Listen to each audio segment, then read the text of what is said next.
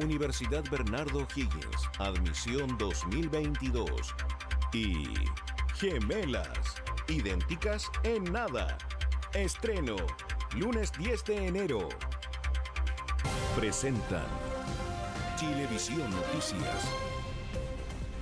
Hola, hola, ¿qué tal? Muy buenas tardes. Bienvenidos a las noticias de este viernes 7 de enero, semana agitada, día agitado, se termina la semana y estuvo movido el tema, sobre todo en la Moneda Chica, donde hubo protestas. Sí, hubo protestas, fueron unos rayados durante la jornada de ayer, pero hoy precisamente llegaron familiares de los presos del estallido social exigiendo que se apruebe el indulto. Vamos a conocer detalles. Ivo Goich ya está ahí para contarnos. Ivo, ¿qué tal? Hola, Ivo. ¿Cómo están? Muy buenas tardes. Esperábamos nosotros en la mañana la llegada del presidente electo, como todos los días lo hace por esta entrada que está a mis espaldas, donde estacionan su vehículo, pero hoy llegó, estaba todo el operativo de seguridad que se hace todos los días usualmente, llegó, pero el auto entró sin el presidente electo, entró por una entrada lateral de la calle Obispo Salas. ¿Y esto por qué? Porque como ustedes bien decían, había una manifestación pacífica en las afueras de la denominada Moneda Chica por parte de familiares y grupos de apoyo a los familiares de los denominados presos de la revuelta, quienes llegaron muy temprano con cartas y algunos petitorios. Lo que solicitaban era poder juntarse a tomar desayuno, a juntarse con el presidente, que los recibiera por algunos minutos para exponerles sus casos, los casos de sus familiares y de personas que ellos conocen que han sido detenidas durante los últimos 2 años, y también pedir que se acelere la tramitación del proyecto de indulto que está en estos momentos en el Senado y el cual se alargó, se postergó una semana más para poder introducirle mayores indicaciones desde la Comisión de Constitución de la Cámara Alta. Llegaron acá, eran como cerca de 30 personas con carteles, fotografías, incluso instalaron una mesa acá afuera en la entrada del estacionamiento de Condel 249, donde pusieron comida, jugos, hicieron una especie de desayuno durante esta jornada y se fueron un poquito antes de comenzado este despacho, eso con las 12:50, tomaron sus cosas ordenadamente y se fueron. De hecho, lo que ellos querían era que el presidente los escuchara, y salió parte del equipo de comunicaciones y miembros también del equipo de trabajo del presidente electo Gabriel Boric a recibir sus cartas,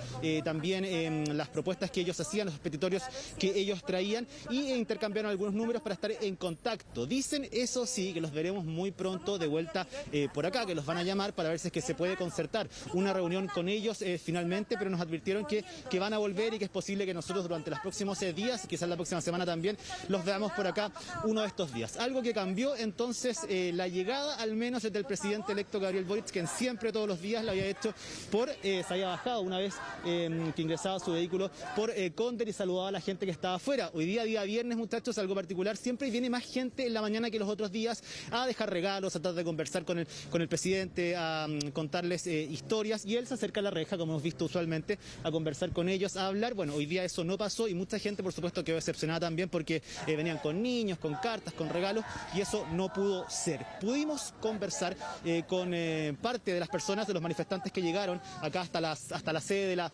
Moneda Chica, el lugar de trabajo del presidente electo, para consultarles qué es lo que traían, qué es lo que solicitaban, hasta qué hora iban a estar y bueno, qué se trataba esta manifestación pacífica que se produjo en horas de esta mañana. Escuchemos qué fue lo que nos contaron hoy. Nosotros hablamos con Giorgio Jackson y también queremos apoyarlo. Él está con la idea de que se debe legislar en el mes de enero, porque no se puede esperar, no podemos seguir esperando. Todo el proceso de cambio en Chile fue gracias al estallido social. Nosotros agradecemos el que él vaya a sacar la querella de Ley de Seguridad Interior del Estado, porque ayuda. Pero nosotros lo que necesitamos es que se apruebe la ley de indulto, porque están los votos, y además porque esta ley no tiene nombre y apellido. Esta ley es la ley del pueblo, una ley donde el pueblo la presentó y buscó patrocinadores. Ahí está entonces parte de las declaraciones que nos dieron algunos de los familiares y también de los grupos de apoyo a los denominados presos de la revuelta. Algunos dicen que ya llevan más de 2 años, que no están en buenas condiciones, muchos de ellos los que están presos en estos momentos, y que esperan que se pueda tramitar lo antes posible esta ley de indulto, de poder sacarla adelante. Dice que cueste lo que cueste, ellos van a seguir luchando por ser escuchados y también por tratar de resolver esto de la mejor manera y lo más rápido posible. Y les cuento algo que coincidentemente el día de hoy llegó hasta acá, hasta la Moneda Chica también, el presidente de la Comisión de Constitución, donde está en estos momentos este proyecto de ley de indulto general, que es el senador Pedro Araya, quien entró muy rápido por la entrada de Conde, cuando estaban todas estas personas acá afuera ya esperando que poder conversar con el presidente electo Gabriel Boric. Pudimos conversar con el senador Pedro Araya a la salida.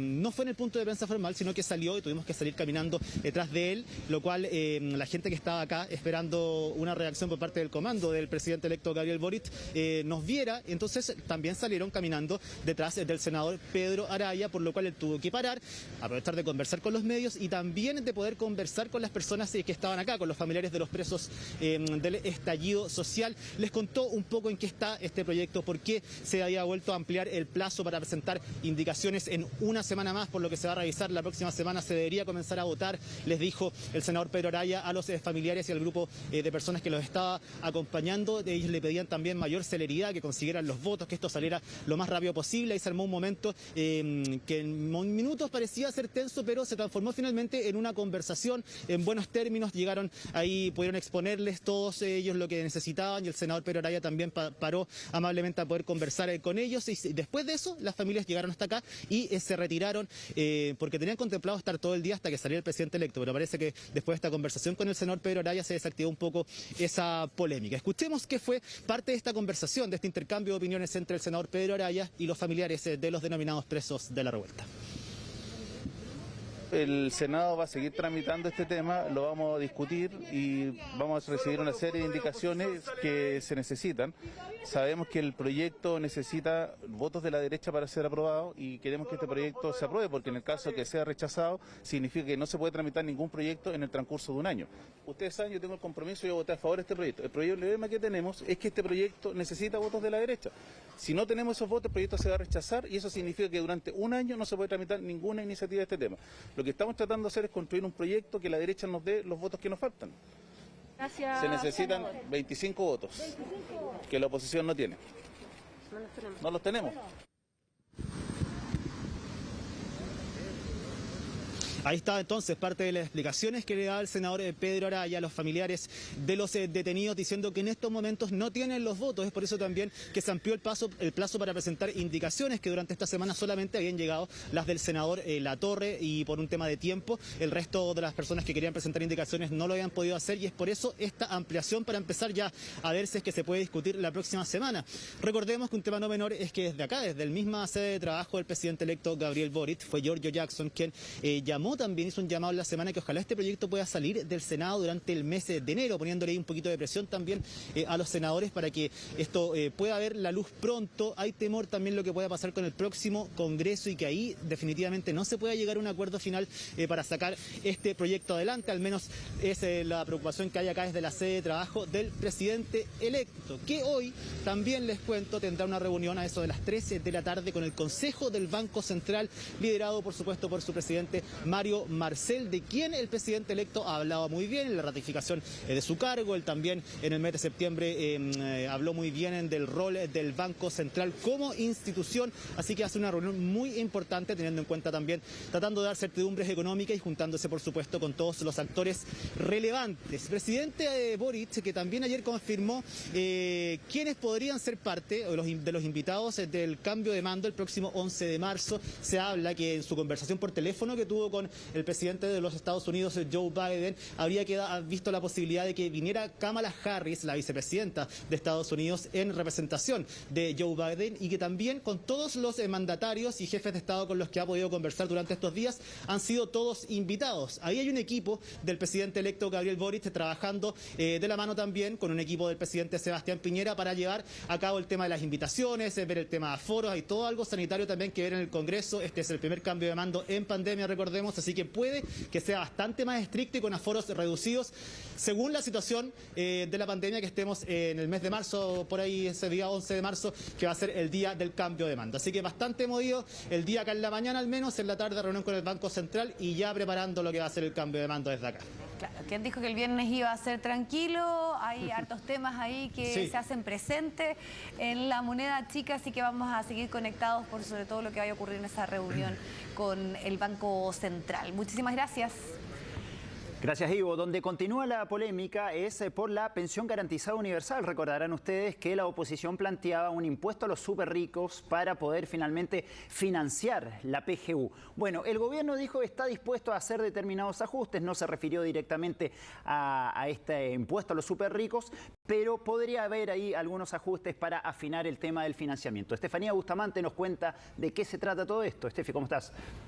Hola, ¿cómo están? Y claro, todo esto en base al informe que presenta este Consejo Asesor Fiscal, que lo que hace entonces es recomendar al gobierno que haga y unas modificaciones al financiamiento de esta pensión garantizada universal, que sabemos que costará cerca de un 1% del PIB, es decir, cercano ya a los 3.000 millones de dólares. En ese sentido, ahí el Consejo Fiscal Autónomo pidió hacer ajustes en este plan, todo esto en medio de la polémica, como ustedes bien decían, a las críticas que se ha hecho por parte de la oposición a este proyecto, precisamente al financiamiento. Con respecto, por ejemplo, al proyecto de exenciones, dijo que si bien es un financiamiento permanente, debe coincidir con la entrada en vigencia de este proyecto de la pensión garantizada universal, mientras que también recomiendan entonces hacer proyecciones fiscales no solo hasta 2026, sino que también garantizar que este proyecto pueda ser costeado a largo plazo. Finalmente, porque eran los 3 puntos de financiamiento de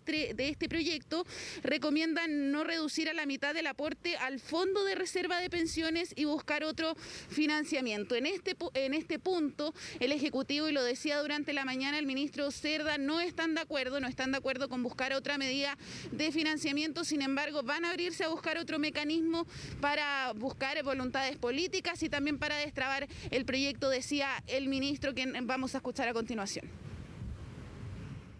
Nosotros diferimos en eso, pero déjeme ser claro, si para poder destrabar este proyecto en el Senado es necesario buscar fuente de financiamiento por ese 0,1 adicional, bueno, lo buscaremos y lo plantearemos en el Senado, pero esperamos que eso destrabe de una sola vez. Si hay que buscar una fuente alternativa de 0,1 del PIB para destrabar el financiamiento, lo haremos. Solamente recordarles, 0,1 del PIB es prácticamente el 10% del financiamiento. Yo le quiero decir aquí, sobre todo a los chilenos, a los mayores de 65 años, nosotros ya estamos con la posibilidad de empezar a pagar en febrero. Ahí importante el llamado que hace el ministro, porque decía que la Superintendencia de Pensiones ya ofició a las AFP para iniciar los pagos en febrero, aun cuando el trámite legislativo continúa, y dicen que solo falta disposición política, un mensaje que desde el gobierno han repetido bastante durante la semana, precisamente por esta polémica, estas trabas que han puesto desde la oposición también con el financiamiento a la pensión garantizada universal. En la oposición han dicho que la intención es fusionar o discutir al mismo tiempo el proyecto de exenciones y el que crea este proyecto de la pensión garantizada universal, mientras que desde el Ejecutivo argumentan que habían separado estas iniciativas inicialmente porque antes, cuando las llevaron juntas en esta ley corta, el debate legislativo también se había trabado, como está sucediendo ahora, pero que de todas formas ambos proyectos podrían iniciar su discusión simultánea en el Senado el próximo martes. Eso sí, llama la atención también ahí el ministro, que decía que si esta discusión se retrasa y se paraliza por el receso legislativo que se da en febrero en el Congreso, los pagos ya podrían postergarse hasta abril o mayo. Es el llamado de atención que hace también el ministro, y de este tema también se refirió el vocero de gobierno, Jaime Belolio. Dice que no es primera vez que hay proyectos que están con déficit de financiamiento y que se han avanzado igual ahí en la discusión legislativa. Nombró, por ejemplo, la gratuidad universitaria, también la reforma de pensiones de 2008. Escuchemos ahí lo que dijo. Obviamente que estamos nosotros disponibles a conversar, pero lo que ratifica el Consejo Fiscal Autónomo es que el proyecto sí incluye el total del financiamiento que se requiere, en una parte permanentemente con las exenciones, y solamente dice que se haga al mismo tiempo, en otra parte hasta el año 2026, como se hace casi siempre con todas este tipo de reformas, y el otro pone la duda sobre este 0,1% del Fondo de Reserva de Pensiones, que a pesar de que es para pagar pensiones, nosotros sí obviamente estamos abiertos a ver distintas alternativas de manera que esto se apruebe lo antes posible.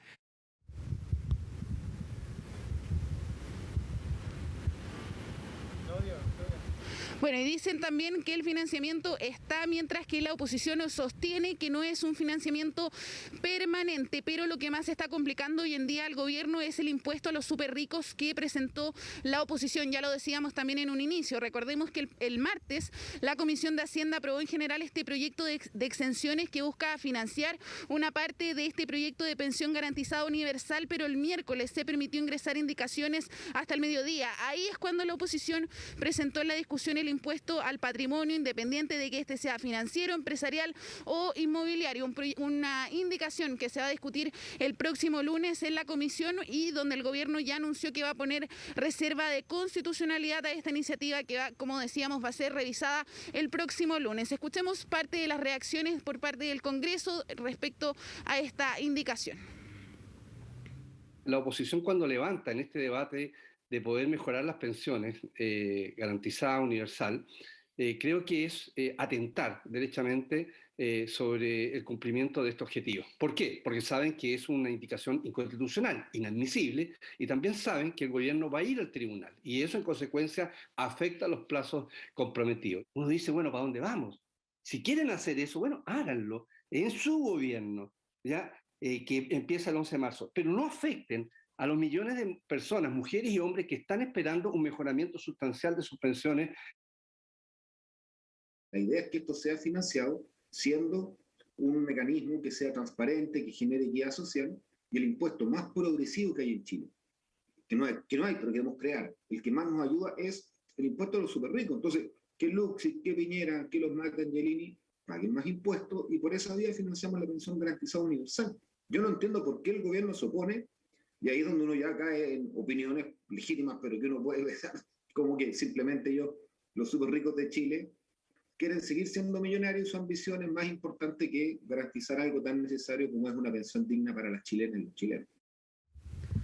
Una indicación entonces que es del impuesto a los súper ricos, sí que podría complicar entonces este debate legislativo. Ya lo advertía ahí el ministro Rodrigo Cerda, que en caso de que se trabe aún más este proyecto en el Congreso, los pagos de esta pensión garantizada universal podrían estar entre abril o mayo. Ya lo recomendaban entonces por parte de este informe que se realice, y también las críticas que hay desde el Congreso de que se busquen otros mecanismos de financiamiento, pero ya lo decían ahí entonces desde el gobierno van a buscar entonces mayores medidas, mayores mecanismos con tal de llegar con estos pagos en el mes de febrero. Bien, Estefanía, muchísimas gracias por toda la información.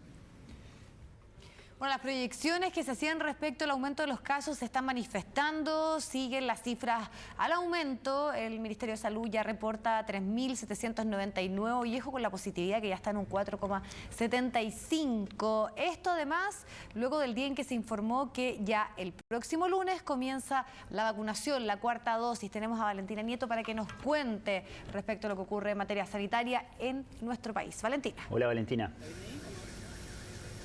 Hola Vivi, Roberto, muy buenas tardes. Claro, preocupan las cifras de COVID-19 en nuestro país y como muy bien decía Viviana, fueron 3.799 casos nuevos los que reportó el Ministerio de Salud durante esta jornada.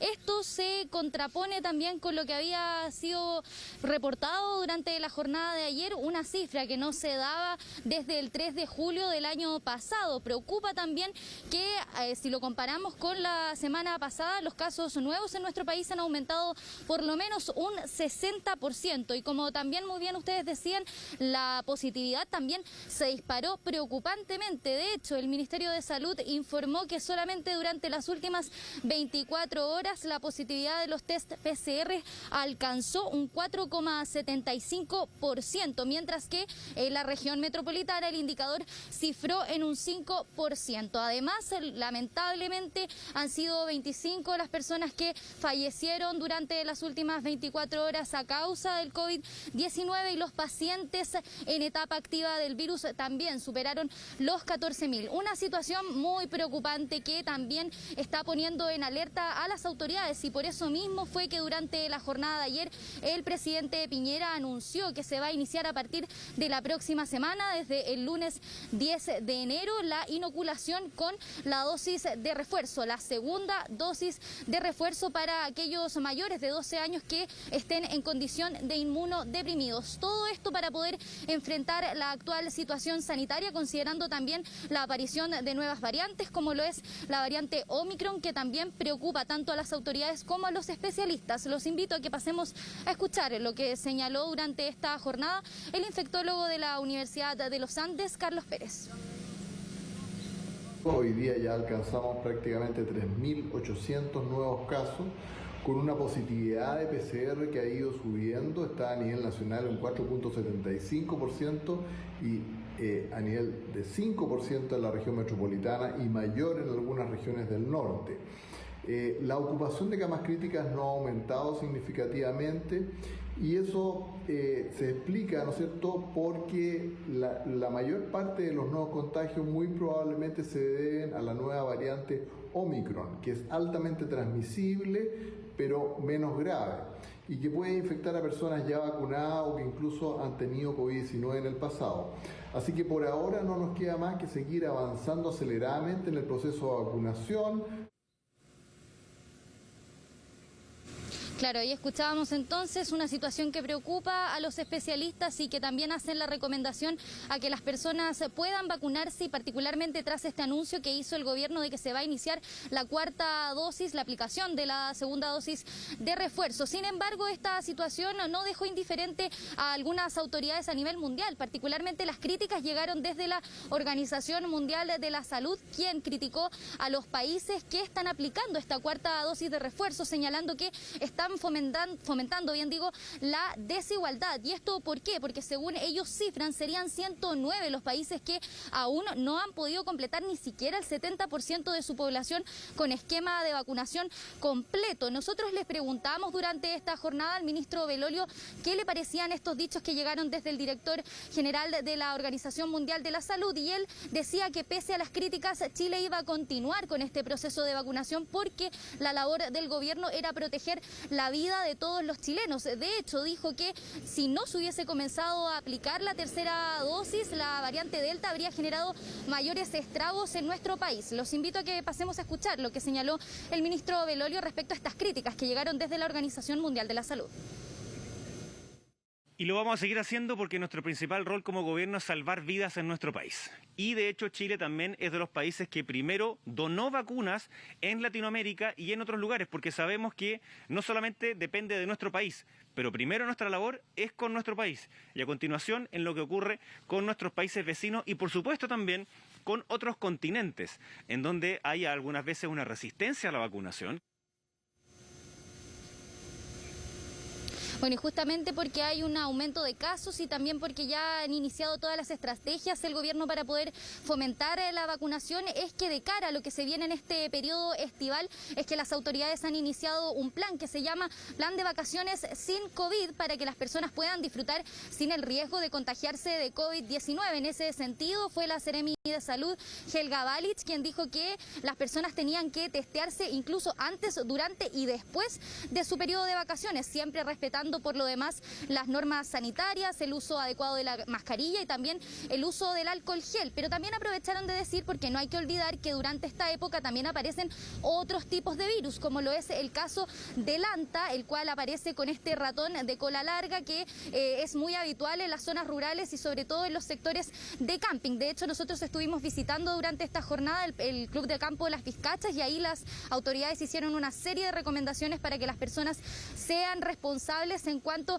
a lo que es el antivirus. Dijeron que tenía que la gente tener mucho cuidado en donde dejaban los alimentos, siempre mantenerlo a tapa cerrada, también tener ojo en donde se deja la basura, los distintos desechos y mantener la ventilación, no solamente por este virus del anta, sino también respecto a lo que es el COVID-19. Los invito a que pasemos a escuchar lo que señalaron las autoridades respecto a este plan para enfrentar el COVID-19 durante la época de vacaciones. No nos descuidemos para que tengamos verdaderamente un verano seguro. Todos queremos poder descansar algunos días durante el verano, es una época mucho más rica, este es un lugar maravilloso, así que obviamente los invito a que puedan venir acá también. Sin embargo, para que podamos hacerlo, seguramente necesitamos cuidarnos. con el objetivo que la población se pueda acercar a testearse. Sabemos que el testeo preventivo es muy importante para pesquisar oportunamente una persona positiva que pueda estar asintomática, pero sin embargo contagiando. De esta forma podemos tomar las medidas oportunas para aislar a esta persona y cortar la cadena de transmisión. Por eso el llamado a la población a testearse antes, durante y después de sus vacaciones es una responsabilidad que tenemos con nosotros y con todas nuestras familias, nuestro grupo cercano, el testeo oportuno. Claro, un llamado entonces que hacen las autoridades también considerando estas preocupantes cifras del COVID-19 que se han registrado en nuestro país, y por lo mismo el llamado también a la gente que sean responsables de cara a estas vacaciones, que se testeen, que también siempre cumplan con las normas sanitarias para que podamos disfrutar de forma responsable y que nos sigan aumentando los casos, también considerando la aparición de estas nuevas variantes que han complicado no solo a nuestro país, sino también a otras naciones en el mundo. Sí, aprendamos un poco de lo que está ocurriendo en otros lugares, estamos preparados sobre todo en el tema de vacunación, pero esto es complementario a las medidas de autocuidado y el uso de la mascarilla es fundamental. Muchísimas gracias, Vale. Gracias, Valentina. Jaime Orpiz fue notificado de la resolución que lo condena a cumplir, le ordena cumplir sus condenas en la cárcel. El ex senador de la UDI será el primer político en cumplir prisión efectiva por delitos de corrupción. Felipe Hernández nos tiene los detalles. Felipe, ¿cómo estás? ¿Qué tal, Felipe? Hola Roberto, Viviana, ¿qué tal? Muy buenas tardes. Efectivamente, es el primer político considerado como, que va a tener que ejercer su condena como en prisión efectiva. Esto al menos se nos ha señalado hace tan solo unos minutos que ya fue trasladado hasta el centro penitenciario Capitán Llaver. Esto es también aquí en la avenida Pedro Montt, muy cercano, a unos metros del centro de justicia. Hasta a las 9 de la mañana, pasadita a las 9 de la mañana, Jaime Orpiz, acompañado de su señora, Ana Luisa Joan, también de una de sus hijas y también de su nuevo abogado, Alejandro Espinosa, llegaron hasta el cuarto juzgado de garantía para ser notificados de la resolución del tercer tribunal oral en lo penal que dictaminó en su momento la condena en contra de Jaime Orpiz. ¿Sobre qué condenas estamos hablando? Puntualmente son 12 delitos que tienen que ver con fraude al fisco y también con cohecho. Por fraude al fisco fue condenado en calidad de autor en 5 años y 1 día. Todo esto por 6 delitos de fraude al fisco y también a 600 días de presidio efectivo por 2 delitos de cohecho, también en calidad de autor. Sin embargo, el tribunal accedió a abonarle 1.301 días que estuvo entonces Jaime Orpiz tanto en prisión preventiva, que fueron 40 días, en Capitán Llaver también, y el resto de su pena cumplida de prisión preventiva, hablamos de el arresto domiciliario que tuvo que someterse Jaime Orpiz durante el periodo en que se realizó tanto la investigación, la indagatoria, como también el juicio oral. Eso entonces hace que Jaime Orpiz deba cumplir prácticamente la mitad de la condena, la cual fue entonces ejecutoriado y que fue notificada en la jornada de hoy. Claro, les comentaba que había llegado con su esposa, con una de sus hijas y también con su abogado. Vamos a escuchar las palabras de la esposa de Jaime Orpiz, quien estaba muy afectada tras dejar a su marido en los tribunales para luego fuera entonces tomado por Gendarmería y derivado entonces a el centro penitenciario Capitán Llaver. Escuchemos las palabras de Ana Luisa Joan y también de Alejandro Espinosa, el abogado de Jaime Orpiz. Quiero decir que él entró solo a cumplir su pena por hechos que son delitos, pero que eran una práctica habitual en el mundo de la política. Eligió un camino propio, que era el de reconocer, el de asumir su responsabilidad. Había un ensañamiento inexplicable contra él. Aquí nunca hubo enriquecimiento personal, sino que el uso de las platas fue enteramente al pago de la actividad política y de las campañas políticas. Lo segundo, respecto del cohecho, como él ha dicho siempre, pagará con cárcel algo de lo que es inocente. Las instituciones destinadas y dispuestas por nuestro ordenamiento jurídico para la persecución penal, y en particular el Ministerio Público, respecto a algunos han tenido una mano rigurosa, implacable, y respecto de otros se ha hecho vista gorda y se ha tenido una mano blanda. Y eso explica por qué, no obstante que el financiamiento ilegal de la política ha sido y fue una práctica generalizada de todos los sectores políticos, solamente una persona en Chile termine cumpliendo una pena privativa de libertad. Claro, ahí está entonces las palabras tanto de la esposa como también del abogado de Jaime Orpiz. Para ser más específico, en la situación penal o en la situación de las penas y las condenas, son 6 delitos consumados de fraude al fisco, y por lo cual entonces el tercer tribunal oral en lo penal en su momento lo condenó a 5 años y 1 día y también a 600 días de presidio por 2 delitos de cohechos también consumados, ambos delitos en calidad de autor Jaime Orpiz. Entonces, con esto, ya les había mencionado, la situación de Jaime Orpiz es que deberá cumplir prácticamente 3 años, un poco más de 3 años y de presidio efectivo en Capitán Llaver. Eso es lo que se nos ha manifestado. Ahora, ¿cuál es el punto? El próximo jueves, los nuevos abogados, encabezados el equipo de abogados de Jaime Orpiz por Alejandro Espinosa, solicitaron una audiencia para solicitar el traslado de Jaime Orpiz. Esta se va a realizar entonces el próximo jueves al mediodía. Lo que se nos ha dicho, en calidad de trascendido, es que se solicitaría un traslado a un centro penitenciario de regiones.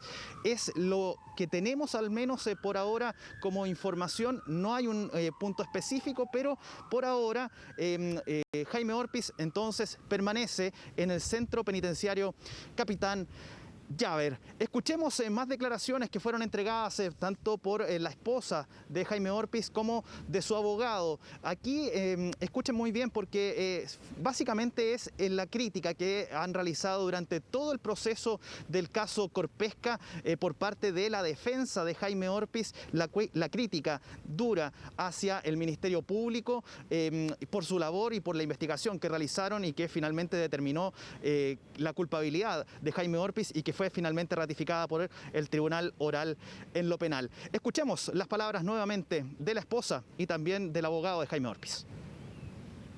A veces un hombre bueno entra a la cárcel. Jaime no es perfecto, pero es un hombre bueno.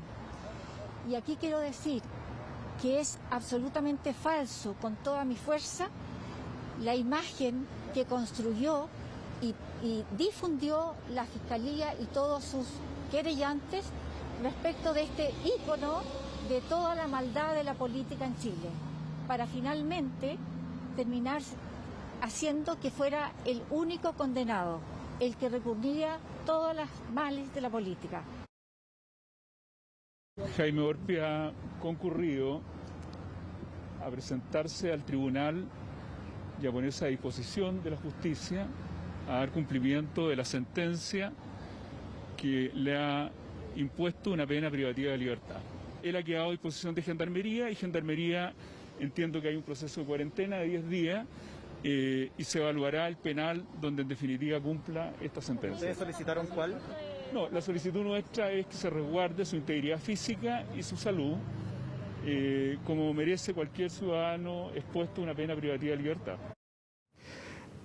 Entonces será el centro penitenciario, como lo señalábamos anteriormente, Capitán Llaver, donde permanecerá al menos hasta el día jueves, cuando se realice entonces esta audiencia de solicitud de traslado para Jaime Orpiz, para que pueda entonces cumplir su condena, su pena en un centro penitenciario, al menos lo que se nos ha manifestado en regiones. Sería la solicitud que realizaría entonces la defensa del ex senador de la Unión Demócrata Independiente.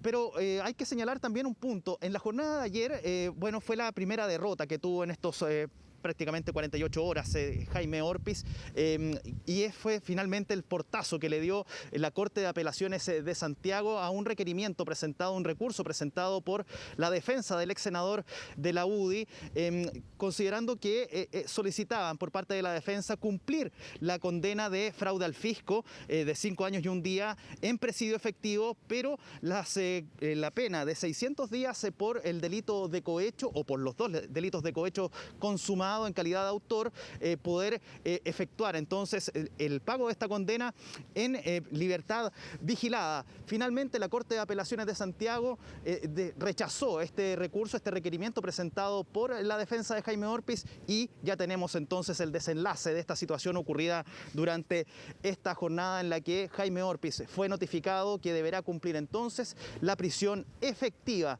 el cumplimiento de prisión efectiva de sus 2 condenas, tanto de 5 años y 1 día por fraude al fisco y también de 600 días por 2 delitos de cohecho. Sobre este punto, sobre esta materia, la fiscal de alta complejidad de la Fiscalía Centro Norte, Jimena Chong, quien encabezó justamente las indagatorias y todo lo que fue el proceso judicial del caso Corpesca, se manifestó también y entregó algunas declaraciones. Las escuchamos.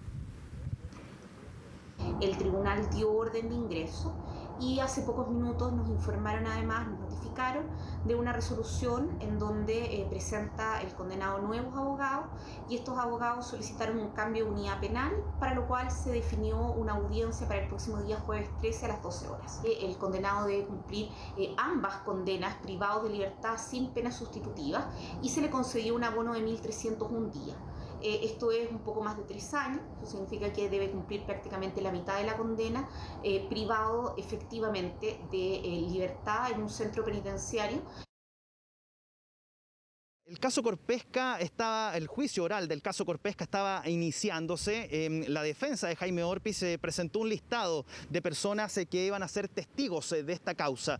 Entre ellos estaba el que estaba ejerciendo y que sigue ejerciendo como ministro de Justicia. Hablamos de Hernán Larraín, quien en ese momento era senador, luego fue incluso presidente de la UDI y bueno, fue citado entonces como testigo de la defensa de Jaime Orpiz. En marzo de 2019, cuando esto estaba iniciándose, tuvo una entrevista con CNN Chile. Ahí fue consultado por esta situación y en esa ocasión el ministro Hernán Larraín señaló que tenía plena confianza en la conducta de Jaime Orpiz. Esto le trajo un centenar de cuestionamientos al ministro de Justicia, ex senador, ex colega de labores con Jaime Orpiz, y ayer Viviana Encina tuvo la posibilidad nuevamente de conversar con el ministro de Justicia, Hernán Larraín. ¿Considerará nuevamente esas declaraciones?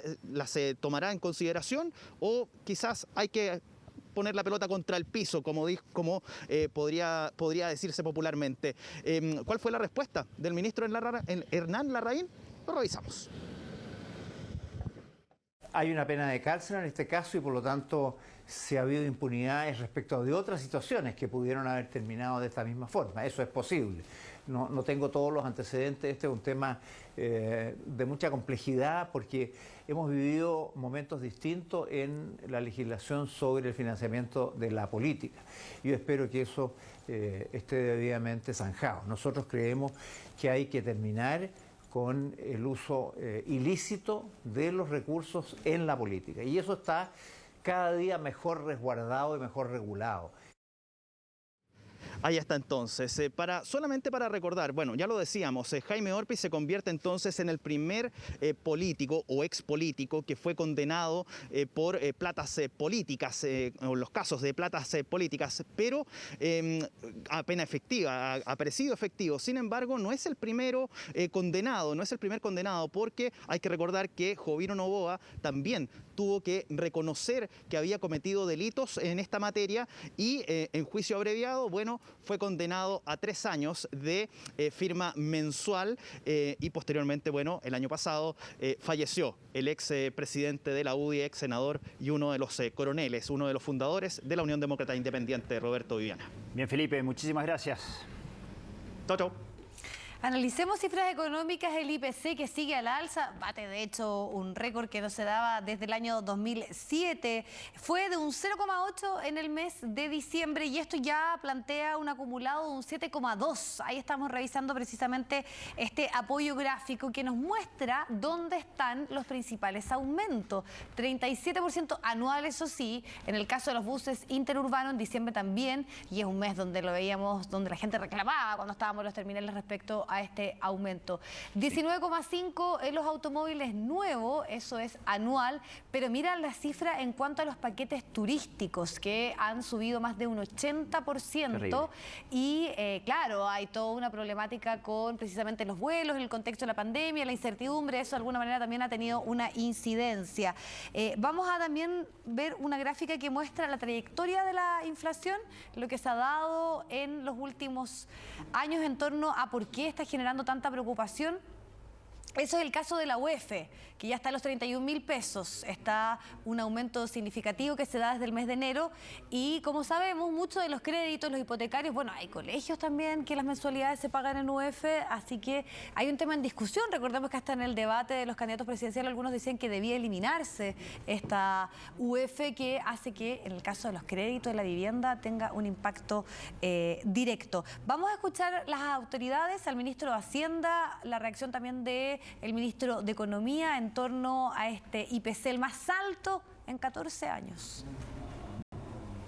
Obviamente tenemos ciertas presiones internacionales, siempre lo dijimos, pero también siempre dijimos que obviamente una de las cosas que había ocurrido, que eran por alguna forma los impulsos fiscales, pero también todo lo que tenía que ver con los retiros, iban a tener algún impacto sobre la inflación. Eso es lo que está ocurriendo, y por eso que también fuimos tan explícitos en que en la normalización de la política fiscal, posible que sean necesarias medidas adicionales de aumento de tasa de interés a una velocidad que va a ir determinando el Banco Central. Eso lamentablemente impacta obviamente a los chilenos, y los impacta porque, claro, cada vez que usted pide un crédito, cada vez que ocupe su tarjeta de crédito, la tasa de interés va a ser más alta y eso tiene un impacto. El aumento del IPC de un 0,8% en diciembre nos preocupa, ya que se traduce en que la inflación anual del año 2021 fue de un 7,2%, lo que está bastante por encima de la meta del Banco Central, que era un 3%. Sabemos que las alzas de precios de productos y servicios afectan los bolsillos de todos los chilenos, pero por sobre todo de aquellos que tienen menos recursos. Así observamos cómo ya muchas familias están sintiendo los efectos de esta alta inflación en productos de primera necesidad. El llamado es a moderar el alza de precios este año, el año 2022, evitando caer en la tentación de generar políticas y decisiones que produzcan una mayor presión sobre los precios y lograr avanzar hacia políticas que aumenten la productividad, la inversión y el empleo. Bueno, justamente para hablar de todo esto, el presidente electo Gabriel Boric se va a reunir esta tarde con el Consejo del Banco Central, encabezado también por Mario Marcel, donde nos imaginamos, Vivi, que este va a ser uno de los temas fundamentales a tratar. Gabriel Boric ha señalado en múltiples ocasiones que va a respetar la autonomía del Banco Central y sin duda también van a poner el foco en esta reunión justamente en estas cifras, el 7,2% de inflación en un año, la cifra más alta en 14 años, algo que sin duda preocupa a las autoridades, preocupa también al presidente electo Gabriel Boric, porque, como veíamos recién, todos los precios han aumentado, en algunos rubros los aumentos han sido considerables, y esto de alguna u otra forma nos imaginamos que el nuevo gobierno va a intentar controlarlo. Escuchemos qué dijo la gente al respecto. Esto es normal, es de todos los días, no cambia. Nada que hacer. Nada que hacer. ¿Tú trabajas con esto? Exacto, y es bastante cara esta camioneta todos los días, cada día por medio hay que estar llenando este cañón. Sube la benzina, sube todo, pero tenéis que llenar el estanque igual. El tema es que sube la benzina, pagáis el impuesto, el Estado hace lo que tiene que hacer y no baja. Bueno, los que tienen plata nomás por lo visto van a tener que andar en vehículos. ¿Ve? Pero todo caro, uno ahora paga el doble por todo. ¿Qué hace donde hay esa familia, donde hay tantos niños chicos? Bueno, 76 son los productos que están en la división, por ejemplo, de los alimentos, y ahí 46 son los que han tenido una alza sostenida, así que es preocupante lo que ocurre con la inflación y sobre todo con un año en donde ya acumula más de un 7%. Vamos a cambiar de tema. Molestia ha generado entre automovilistas una nueva alza de los peajes, hablando justamente de inflación. Está totalmente relacionado. Durante este mes se registró un nuevo aumento que se ve reflejado en montos que alcanzan, escuche bien, los 5.000 pesos por pórtico.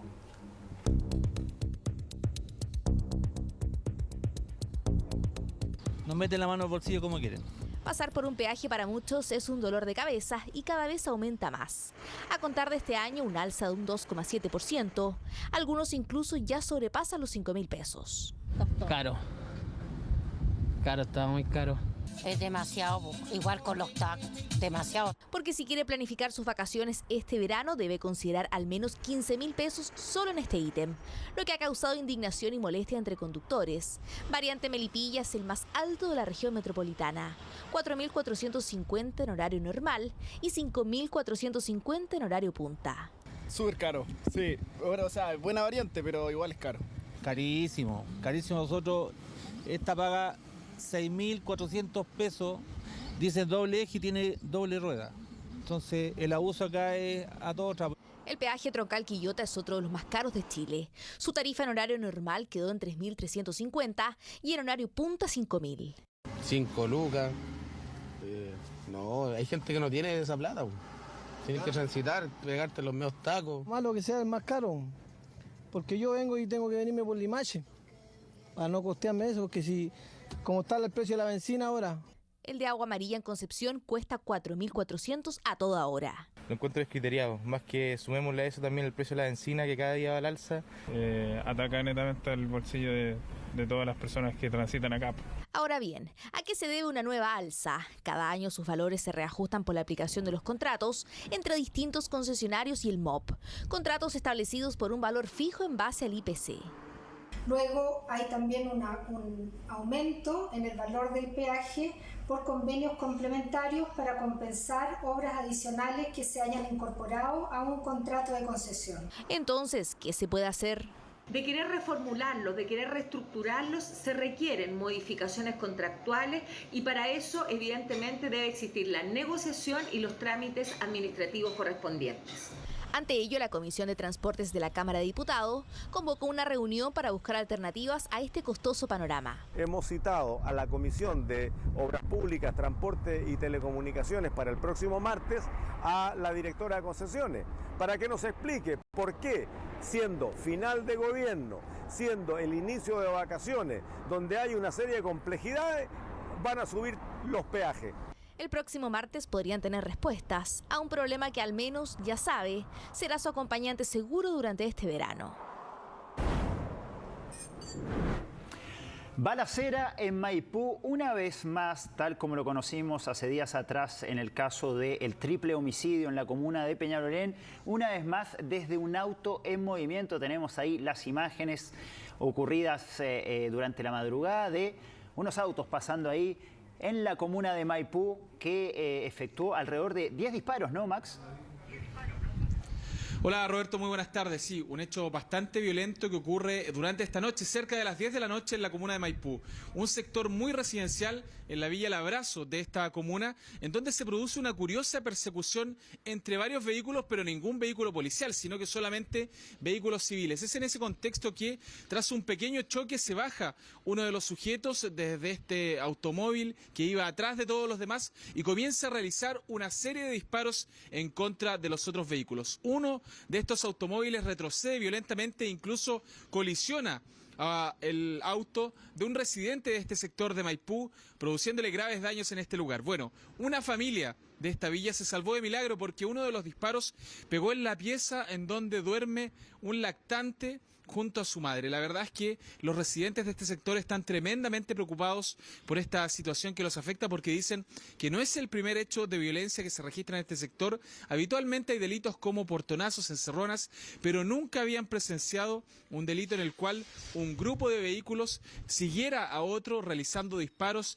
a plena vía pública en un lugar muy residencial de la comuna de Maipú.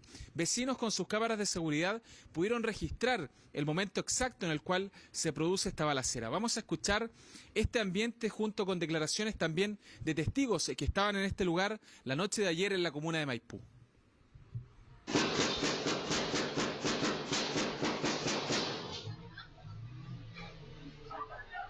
ustedes hubiesen escuchado los audios de ese niño, la angustia de su mamá, del niño, en que decía, mamá, yo vi cómo disparaban, estaban ahí, yo lo vi. Y la bala percutó dentro, cayó en el ventanal, cruzó y gracias a Dios no rebotó en la niña. Gracias a Dios la vecina estaba acostada, yo creo que si hubiera estado de pie con su bebé, lo matan. Entonces, ¿qué estamos esperando? ¿Qué quiere el gobierno que pase más? Si esto ya, la delincuencia se apoderó de una manera pero exorbitante de nuestras vidas, de nuestra seguridad. Carabineros concurre al lugar con la finalidad de verificar el procedimiento de disparos injustificados en la vía pública, motivo por el cual al llegar al lugar rápidamente se entrevistan con vecinos en el sector, quienes manifiestan que dos individuos, quienes se movilizan en vehículos desconocidos, proceden a efectuar disparos a un tercer vehículo, para posteriormente darse a la fuga del lugar. Al momento no se registran personas lesionadas en el sector y todos los antecedentes fueron puestos a disposición del Ministerio Público. Personal de la sección de investigación policial procede a realizar la investigación en el sitio del suceso. Bueno, pese a que Carabineros dice que no se registraron personas lesionadas, durante la madrugada de hoy llegó una persona con heridas a bala, tanto en su cabeza como en el abdomen, por lo tanto, no se descarta que este lesionado que llegó hasta el Hospital del Carmen a la urgencia de ese centro asistencial pueda haber resultado lesionado en esta balacera. La verdad es que es un hecho que va a tener que verificar la Fiscalía Local de Maipú junto con Carabineros que estaba realizando esta investigación, pues esta persona, debido a la gravedad de sus lesiones, fue trasladado hasta la posta central.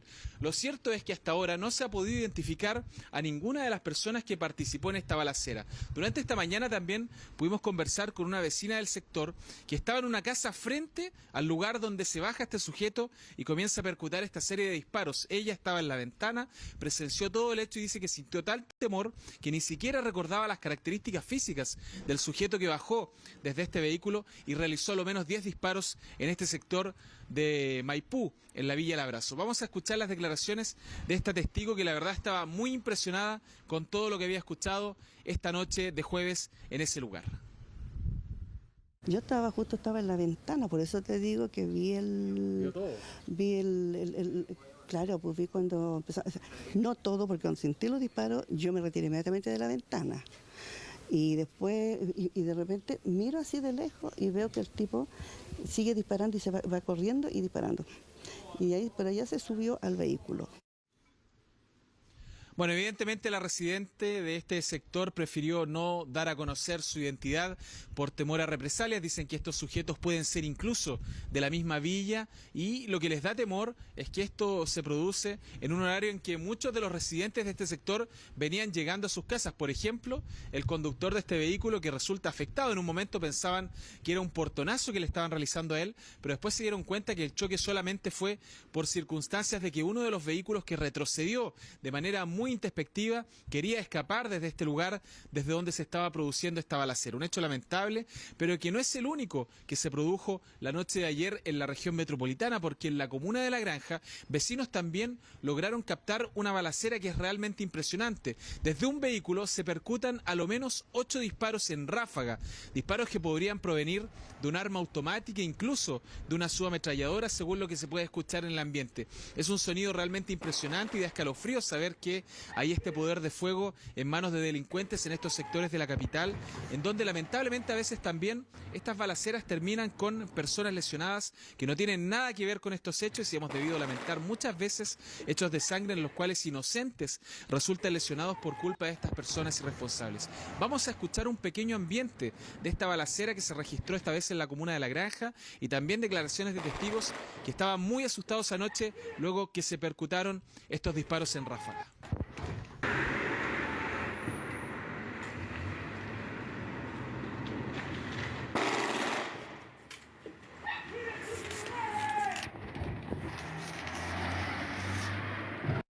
Y pasó el auto, dio la vuelta de aquí para allá y gritó unas cosas, pero algo, un garabato bien común. ¿Y tú escuchaste los disparos? Sí, pues sí sonó fuerte. Primero sonó allá por Américo Vespucio y luego sonó por acá, aquí pues. ¿Y qué era? ¿Como una ráfaga? Sí, pues así como, no sé, unos 7, 8 de una cita. Siempre era casi todos los días, aquí en esta zona, pero Ayer fue que se escucharon las ráfagas. ¿Y ustedes como vecinos qué pueden hacer ante eso? ¿Se esconden nomás? ¿Qué hacen? No, pues ayer estábamos durmiendo y cuando suena pues nos escondemos. Bueno, una situación realmente lamentable y que pone otra vez en tela de juicio las armas en manos equivocadas, delincuentes que muchas veces siembran el terror en estas poblaciones en donde los vecinos, como dicen estos testigos, lo único que les queda es refugiarse al interior de sus casas para no sufrir una lesión debido a una bala perdida. Ya lo hemos visto en las últimas semanas, incluso con una menor de edad, hace muy poco en la comuna de La Pintana, así que va a haber que tener más fiscalización seguramente en estos sectores donde se están disparando armas que suenan como armas automáticas, vale decir, armas de guerra que están absolutamente prohibidas para su tenencia, menos aún para su porte en manos de civiles en nuestro país. Sí, hechos cada vez más recurrentes en las calles de la capital, Max, es verdaderamente lamentable. Ayer dábamos cuenta de este triple homicidio en la comuna de Peñalolén, lo ocurrió en Maipú, La Granja.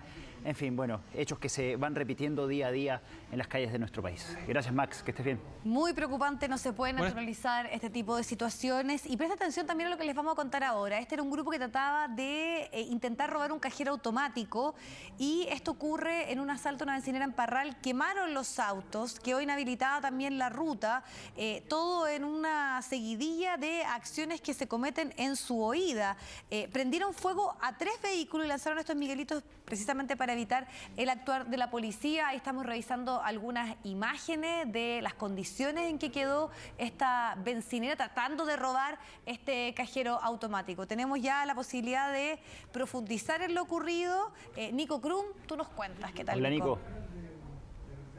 ¿Qué tal, Vivi, Roberto? Buenas tardes. Sí, un hecho que ocurre cerca de las 5 de la madrugada en una estación de servicio ubicada en el kilómetro 341 de la Ruta 5 Sur, esto en la zona de Parral. Llegaron 6 sujetos hasta ese lugar en 3 vehículos, quienes directamente se fueron hasta la estación de servicio para poder sustraer el cajero automático que estaba al interior de ese lugar. En primera instancia intentaron sacar desde la base este cajero y al no poder finalmente concretar esa acción utilizaron el método de gas para poder finalmente generar una explosión en el lugar y esto finalmente ocasionó que pudieran llevarse las gavetas de este cajero automático, pero también generando diferentes daños en el lugar. Quedó bastante afectado el lugar, esta estación de servicio, y obviamente daños que están siendo evaluados, pero también lo que ustedes mencionaban, posterior a este hecho, estos sujetos, además de haber dejado miguelitos en el camino para poder dificultar la labor de la policía, incendiaron también 3 vehículos en la Ruta 5 Sur, lo que ocasionó sin duda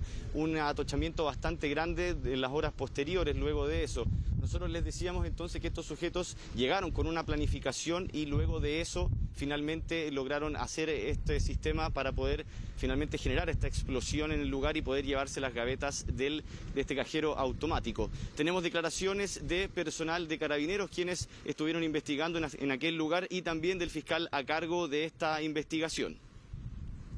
Carabineros concurre hasta un servicentro que se encuentra ubicado en la Ruta 5 Sur, a la altura del kilómetro 344, a verificar un robo de un cajero automático.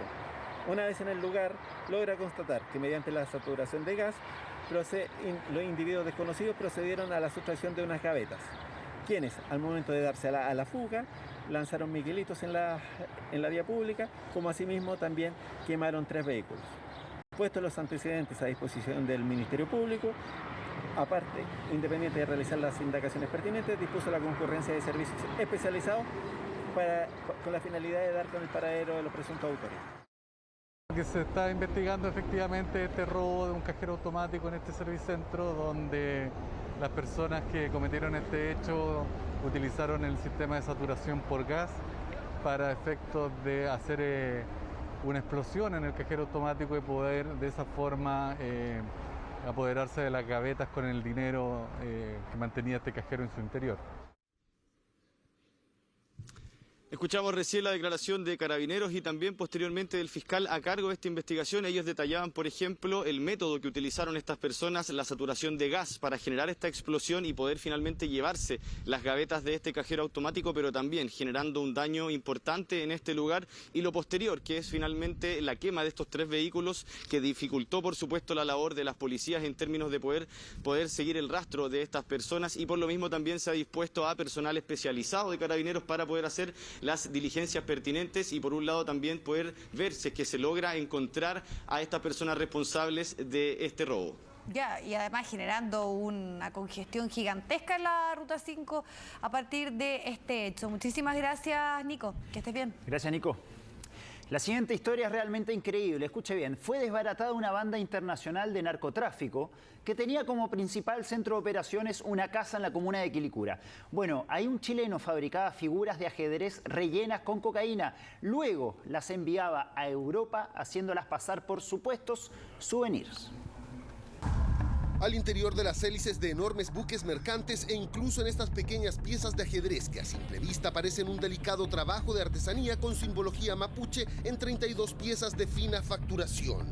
Como ve, los narcotraficantes no escatiman en ingenio a la hora de intentar ingresar droga de un país a otro. En este caso, las pequeñas esculturas están hechas de manera íntegra de clorhidrato de cocaína de alta pureza hasta la pintura. Creemos que esto es un importante paso en el combate del narcotráfico internacional. El método de ocultamiento, la fabricación es de un alto costo y de una vanguardia bien elevada. El artista del camuflaje fue detenido tras enviar por encomienda las piezas de ajedrez desde Santiago a España. En Las Palmas, Gran Canarias, otras 4 personas fueron detenidas por la Guardia Civil cuando recepcionaban el paquete. Uno de ellos, el sujeto que aparece en esta fotografía, esperando recibir la mercancía. En Chile, desde un principio llamó la atención la actitud del sujeto que realizó el envío. Se mostraba nervioso y miraba las cámaras de seguridad constantemente. Este trabajo en conjunto entre los ministerios públicos y las policías de ambos países fue denominada, era que no, como Operación Jaque Mate. Este método de ocultamiento realiza un dinamismo en referente a todos los ocultamientos que hemos visto, puesto que la característica principal que tiene esta tabla de ajedrez es que al interior de las piezas y la confección misma de las piezas venía fabricado con cocaína. En la operación liderada por la PDI y la Guardia Civil Española participó también personal de aduanas, todos especialistas a la hora de descubrir las particulares formas en que los traficantes intentan traspasar droga de un país a otro, por lo general desde América a Europa. Esta operación exitosa tiene su origen en un hallazgo que realizaron nuestros fiscalizadores que en base a análisis de inteligencia detectaron un paquete sospechoso en una encomienda con varios objetos como souvenirs y regalos que salían desde Chile con destino a una dirección en España. Los traficantes camuflan la droga de las más diversas formas, desde líquidos como botellas de agua, pasando por ropa, obras de arte, juguetes, computadores e incluso disimulando ser unos apetitosos alfajores que parecen de chocolate y manjar, pero que en realidad están preparados con cocaína. El uso de la tecnología permitió ver una composición anormal en las piezas de un ajedrez, que después de ser sometidas a los análisis correspondientes, confirmaron la presencia de cocaína. Los esfuerzos de aduanas y sus equipos están puestos no solo en detectar droga y otros ilícitos al ingreso al país, sino también en la salida de estos productos hacia otros países. Tras ser detenido al enviar la encomienda, que resultó ser aproximadamente 850 gramos de cocaína, el Ministerio Público solicitó un allanamiento a la casa del detenido, donde se encontró cerca de 400 gramos de cannabis sativa y la droga sintética MDMA en estado granulado y también como comprimidos. Frente a esta evidencia, el Tribunal de Garantía decretó la prisión preventiva del imputado. Actualmente la valoración de la droga dentro del mercado informal por 1 kilo, acá en Santiago de Chile está alrededor de los 5 millones a los 6 millones de pesos chilenos. Sin embargo, la posición de 1 kilo en el continente europeo, estamos hablando de los 60.000 euros. Lo consideramos parte de una organización internacional dedicada al envío de droga al extranjero. Específicamente, este sujeto fue detenido en la comuna de Quilicura, encontrando una cantidad de droga, inclusive en su domicilio, droga que creemos que podía haber estado destinada también al mercado internacional. Marco Navarrete Carreño, de 18 años, deberá permanecer en prisión mientras dure la investigación en su contra, diligencias que se extendieron al extranjero y que permitieron desbaratar a esta banda internacional de narcotraficantes que operaban en Chile, España y otros países del continente europeo. Por ahí están las noticias internacionales. Carlos Greitz llega para contarnos la situación en Kazajstán. sumamente compleja, porque además también este orden de disparar a matar del gobierno, sin reportes oficiales, con el impedimento de datos concretos y un trabajo de la prensa que prácticamente no existe en esta situación que se vive, ¿no? Hola, Carlos. Hola, ¿cómo están? Sí, es muy preocupante luego de esta declaración del presidente Kassym-Jomart Tokayev, quien autorizó a las fuerzas de orden instaladas en las calles de Kazajistán a abrir fuego sin aviso previo a los terroristas, ha dicho él, pero los terroristas es como ha catalogado a prácticamente todo aquel que se manifieste en las calles de esta nación allí, esta ex república soviética. Ha dicho que los terroristas siguen dañando los bienes del Estado y usando armas contra los ciudadanos. Pero claro, hay allí preocupación por cómo puede ser implementada esta orden de disparar a matar a quien esté en las calles. Durante la mañana se escucharon sirenas y por altavoces la policía iba indicando a todas las personas que fueran a sus casas, que se encerraran junto a sus niños en sus lugares donde viven para evitar estar en la calle y exponerse a esta orden presidencial. ¿Cuáles son las razones? Bueno, claro, la manifestación que durante toda la semana ha dejado indeterminado número de muertos, como tú decías, Vivi. Almaty fue atacada por 20.000 hombres, dijeron las autoridades, locales y extranjeros, entrenados y con un plan claro.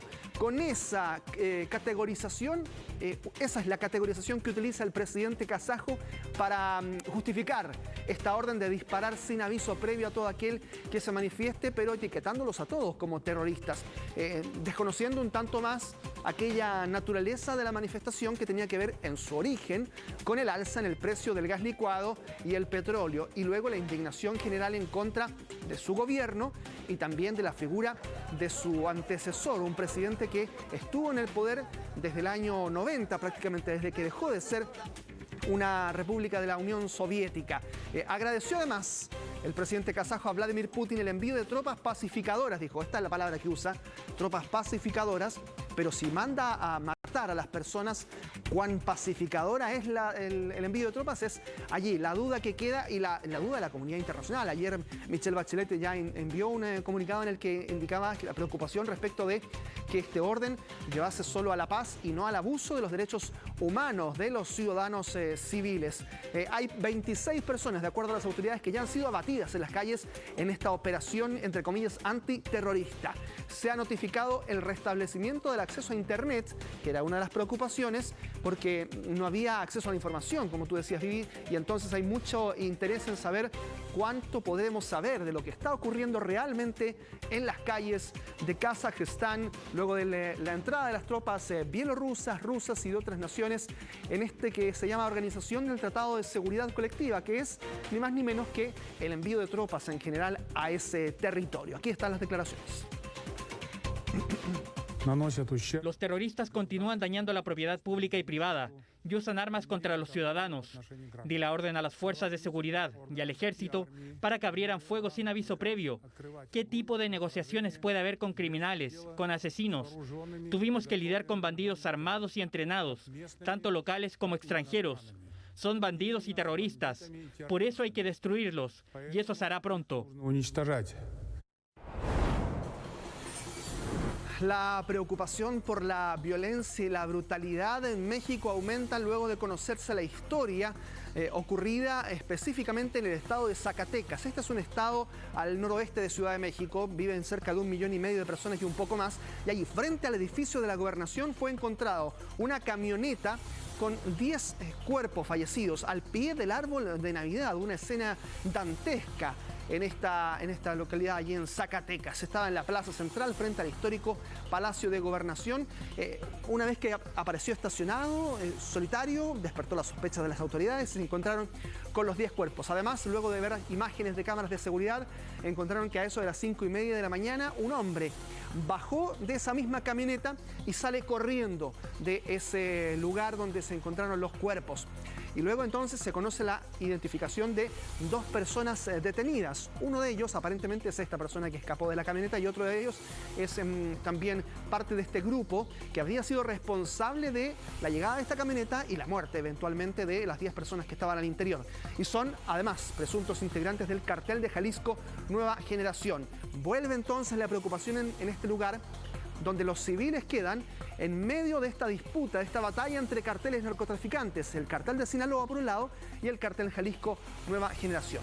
Los cuerpos corresponden, en este caso, a 8 hombres y 2 mujeres. De acuerdo a la policía, dijo que estaban aparentemente golpeados y lesionados. Las cifras son evidentes. En Zacatecas nada más, ya lo decíamos, una localidad de 1,5 millones y un poco más de habitantes, se registraron casi 1.200 asesinatos en 2020. El 2021 subió la cifra a 1.700 y está recién comenzando el año y se conoce esta brutalidad con las 10 personas fallecidas. El gobierno de Andrés Manuel López Obrador, a través del propio presidente, ha dicho que han recibido una herencia maldita. Se refiere a la violencia histórica en México y creciente, pero que claro, ya Andrés Manuel López Obrador lleva bastante tiempo en el poder. La herencia maldita tiene que ser revertida, por el contrario se va profundizando esta violencia que es una herida en el corazón de México. Y aquí revisamos declaraciones de las autoridades locales de Zacatecas. Me informan de una camioneta gris Mazda que vinieron a dejar aquí frente a Palacio de Gobierno con cuerpos de aparentemente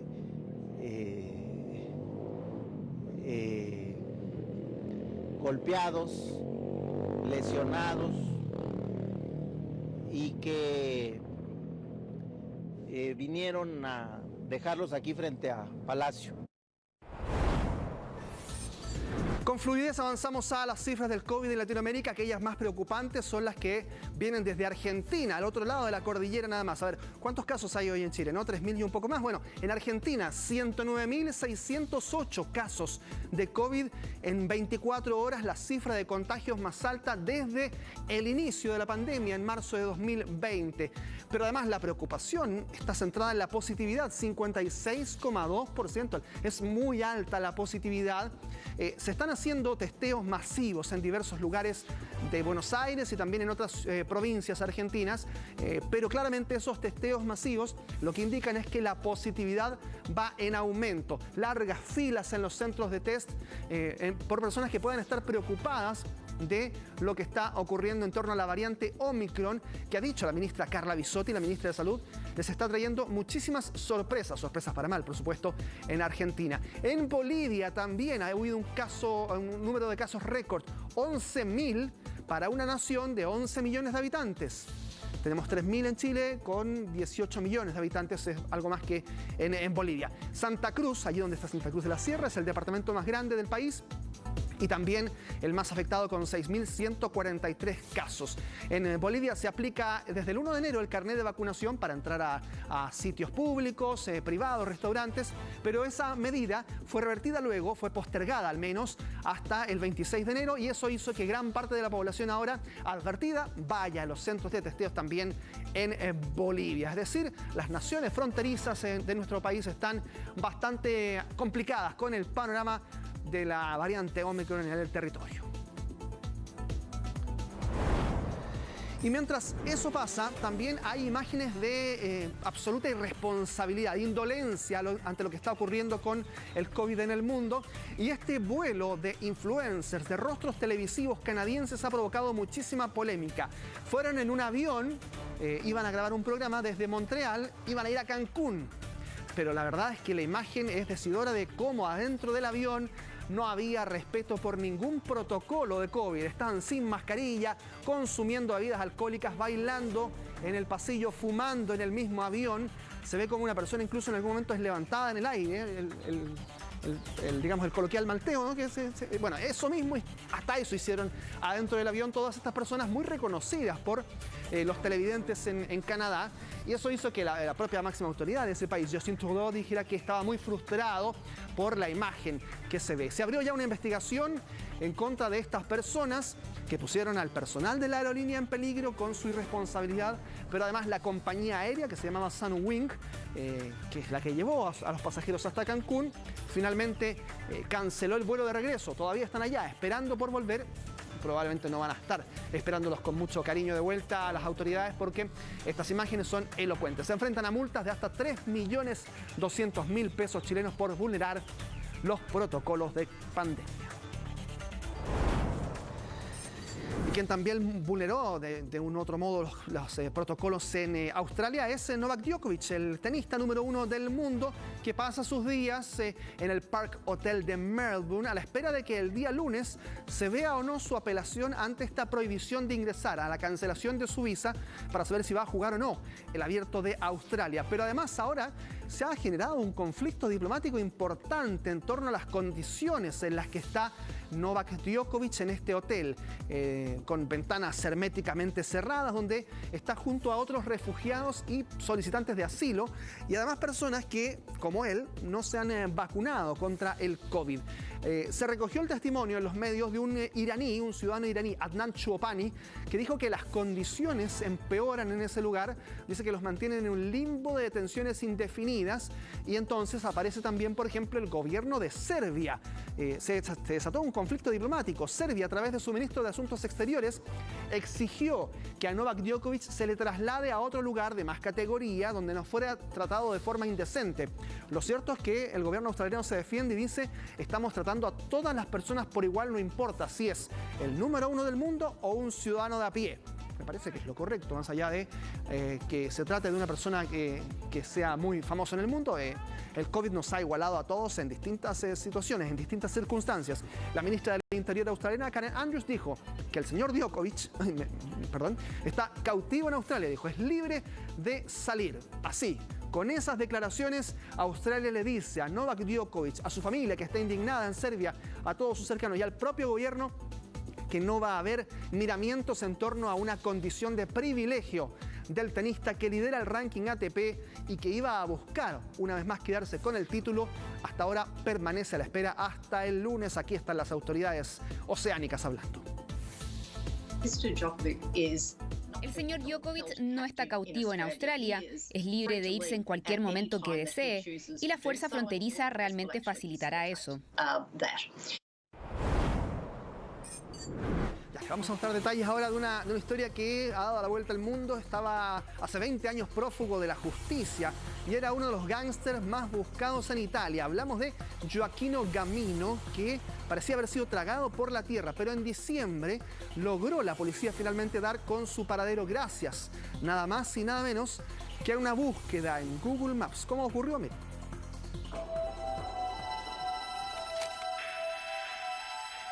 Una foto en Google Maps y una inconfundible cicatriz en el mentón. Con esos dos elementos, la policía italiana logró capturar a un peligroso capo de la mafia tras 20 años de búsqueda. Gioacchino Gamino, de 61 años, logró durante todo ese tiempo vivir fuera del ojo de las autoridades en el pequeño municipio español de Galapagar, ubicado a unos 33 kilómetros de Madrid. Al ser encontrado, su asombro fue tal que durante su arresto el pasado 17 de diciembre no pudo evitar decirle a los oficiales: ¿cómo me encontraron? Ni siquiera he llamado a mi familia en 10 años. Pero lo que no sabía Gamino era que los investigadores ya sospechaban de su paradero. Y la foto encontrada en Google Street View solo vino a confirmar la teoría. Gioacchino vivía bajo el nombre de Manuel y era propietario de la tienda que se ve en las imágenes capturadas por la herramienta de navegación. La policía no pasó por alto el parecido del hombre de camisa beige al fugitivo que tanto buscaban. Pero su identidad solo pudo ser confirmada cuando encontraron la foto de Gamino vestido como chef en la página de Facebook de un restaurante cercano llamado La Cocina de Manu. Gioacchino Gamino pertenecía a una organización criminal del sur de Italia conocida como Stida, la cual se cree que surge a raíz de una fragmentación de la mafia siciliana, la Cosa Nostra. Habría emergido como miembros que fueron o exiliados de organizaciones centrales o miembros que no cumplieron los códigos de honor y que por lo tanto fueron apartados de ello, generando nuevas organizaciones de orden criminal.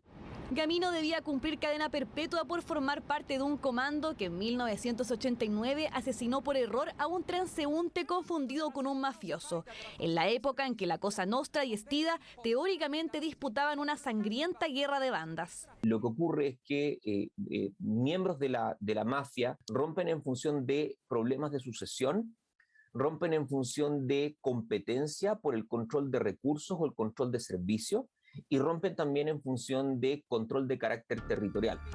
Casi una década después del asesinato, el capo fue arrestado en Barcelona y extraditado a Italia, pero logró escapar de la cárcel en 2002 mientras se rodaba una película en el recinto penitenciario. Ahora, quien era uno de los gángsters más buscados en Italia, espera su extradición a fines de febrero y así por fin cumplir su condena.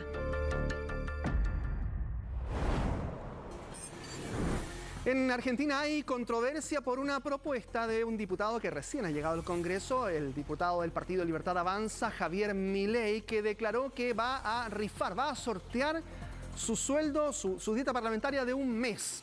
Para sus detractores es una medida ampliamente populista, para aquellos que votaron por Javier Milei se trata de una muestra de consecuencia. Pero claro, hay allí dudas respecto de si legalmente está establecido que él pueda hacer este sorteo, pero aún así él continúa.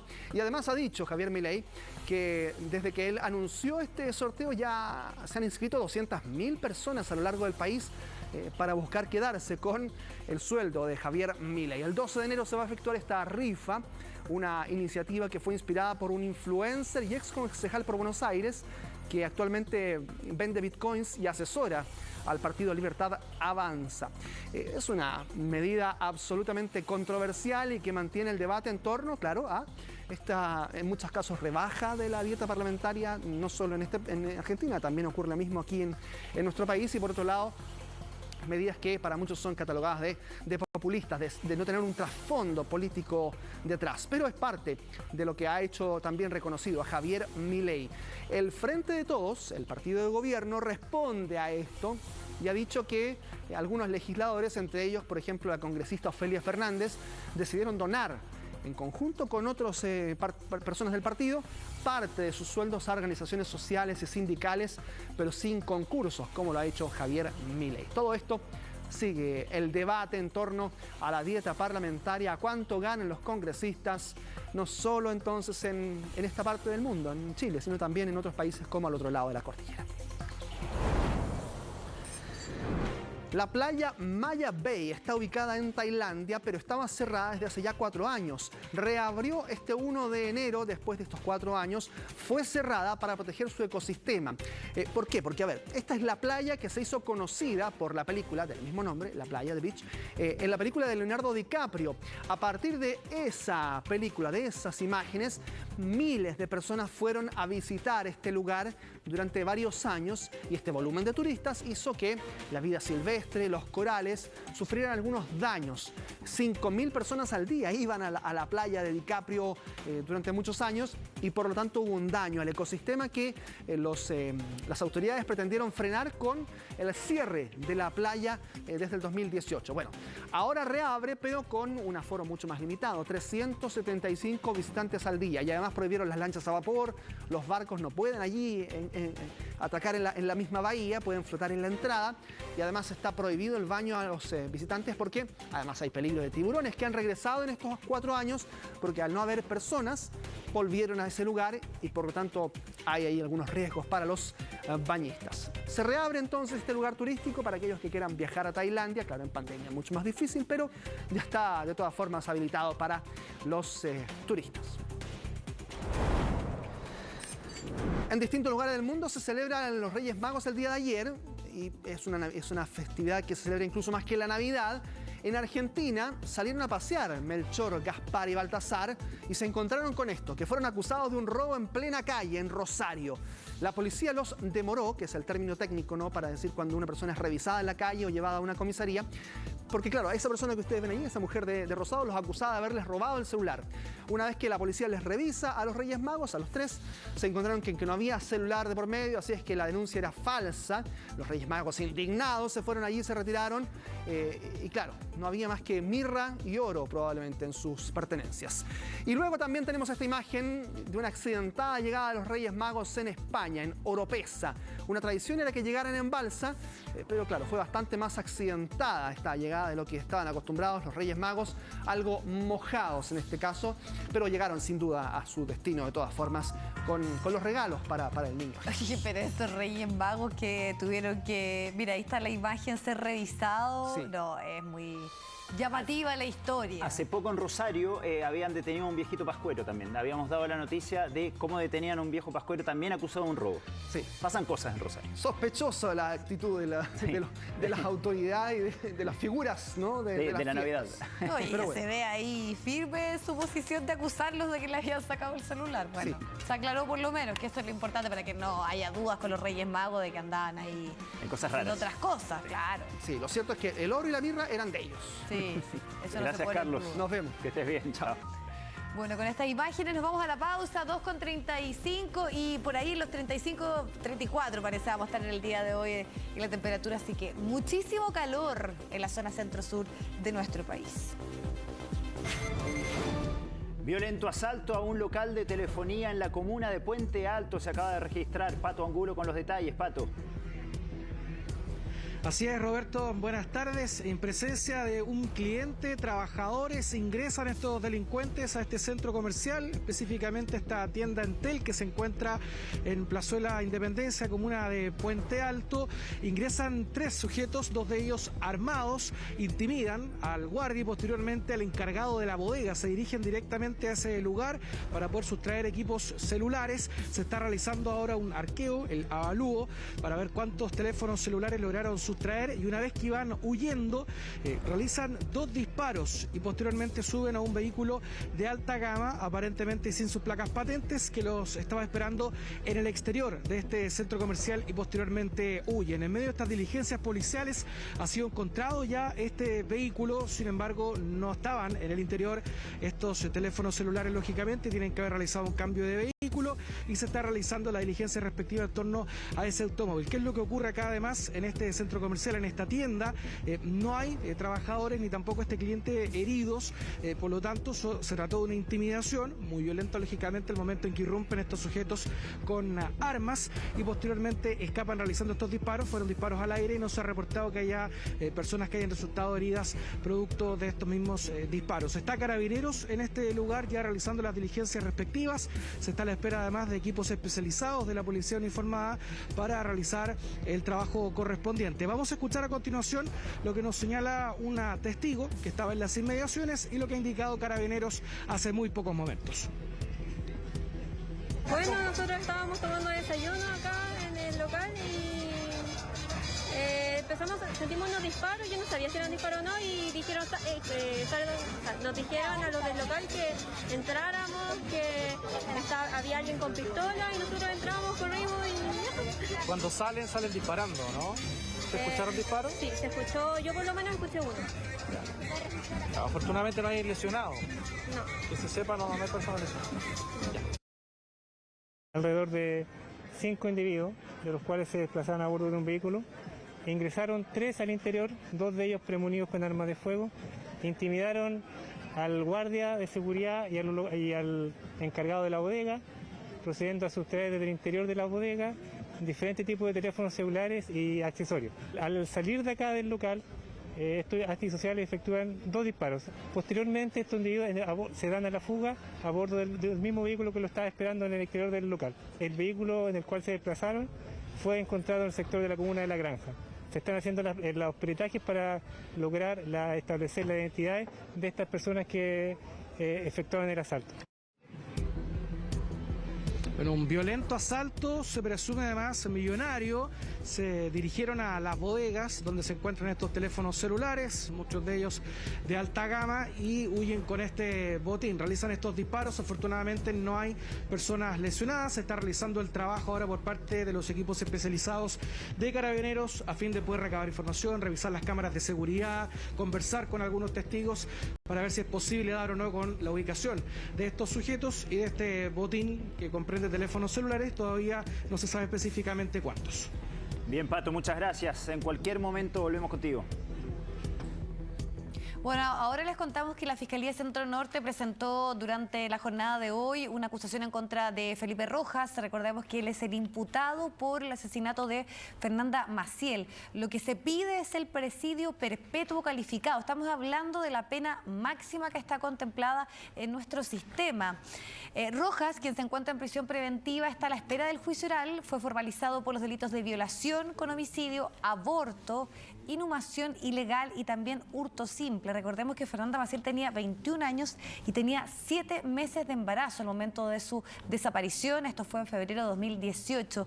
Su cuerpo finalmente fue encontrado en junio de 2019 en una bodega en Conchalí y recién pudo ser ella sepultada en enero de 2020 tras casi 2 años de este crimen. El imputado era vecino de la joven y prestó declaración en febrero de 2021. Vamos a escuchar precisamente las declaraciones del abogado de este caso.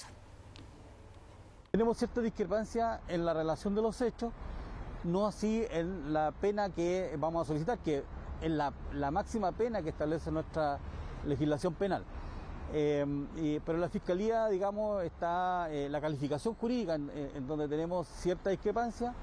La Fiscalía ha presentado o va a presentar el homicidio, violación con homicidio, que también es perpetuo calificado, pero sin prejuicio nosotros vamos por secuestro con violación y homicidio.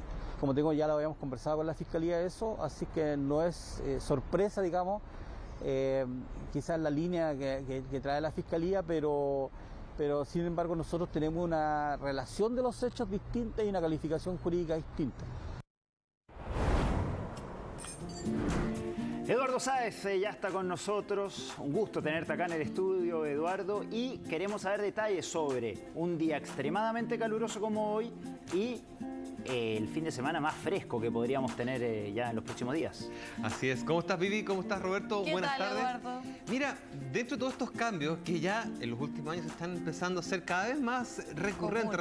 Recuerdo el año pasado la lluvia que tuvimos en pleno enero, pero el tema es que del calor que tenemos ahora y que está empezando como a normalizarse, o más bien dicho, está empezando a subir menos cantidad de temperatura ahora en la tarde, lo que va a provocar que la máxima esté entre los 33 y 34. No vamos a pasar los 34 en el centro de Santiago. Donde sí está el calor intenso es en el sur. En la región del Maule y el Ñuble vamos a encontrarnos sectores con hasta 37, incluso podríamos llegar hasta unos 38 grados. Es ahí donde se encuentra principalmente el calor. El resto igual va a estar siempre bastante caluroso. Por otro lado, vamos a tener precipitaciones, y de hecho tenemos precipitaciones en Magallanes en estos momentos, y en el norte, fíjese que se está formando esa línea nubosa. Y no sé si, señor director, si podemos pinchar la otra imagen del satélite, porque le vamos a hacer un zoom. Miren, ahí están las nubes que ya están desarrolladas y que están dejando tormentas eléctricas en muchos sectores de la cordillera de Parinacota, Tarapacá, y que se van acercando hacia el sector precordillerano, así que estas precipitaciones nos van a acompañar gran parte de la tarde y recién van a perder fuerza durante la noche. Los próximos días esto se va a seguir manteniendo, así que costa despejada y el interior se mantienen al menos estas precipitaciones. Veamos cómo se encuentra la región metropolitana en este preciso instante. Cielo principalmente despejado. ¿Por qué digo principalmente? Porque hacia el sector cordillerano se van a estar desarrollando estas nubes que nos van a acompañar durante la tarde, pero son nubes que solamente nos van a dejar algo de sombra. Más allá, nada más, porque ya a partir de mañana las temperaturas comienzan a bajar y recién los próximos días comienzan a aparecer la posibilidad de precipitaciones. Pero antes de entrar en ese detalle, veamos cómo está el resto de nuestro país, porque Vamos a manifestar aquí lo que está pasando en Parinacota, en Tarapacá. El lago Chuncará está con tormentas eléctricas, ya lleva casi 3 milímetros de precipitación. Ayer llegaron a 9,8 y vamos a llegar apenas a 10 grados de máxima. Entre 23 y 24 grados las temperaturas máximas en Iquique con cielo despejado, como lo estábamos viendo. El norte, chicos, ha estado abriendo al sol y ojo que hay sectores que están nublados. Fíjense que Valparaíso va a llegar a una máxima cercana a 18 grados con cielo despejado, pero un poquito más hacia el sur. San Antonio cubierto va a llegar a 16 apenas. Y así se mantiene la costa, sectores abiertos, sectores nublados. El tema es que al interior del Ñuble y Biobío, por eso lo destaco acá, es donde se concentra principalmente el calor. Talca 35, Chillán 34, lo que significa que entre Cauquenes y Bulnes 37 grados como promedio. Y hacia el sur ya en la Patagonia, Aysén, Magallanes, recién aparecen las nubes, precipitaciones prácticamente en todo Magallanes, apenas 13 grados de máxima. ¿Y qué va a pasar entonces en nuestra capital? Porque como bien decía Roberto, vamos a tener de todo un poquito. Hoy día la máxima va a estar entre 33 y fracción. Esa va a ser la temperatura con cielo despejado.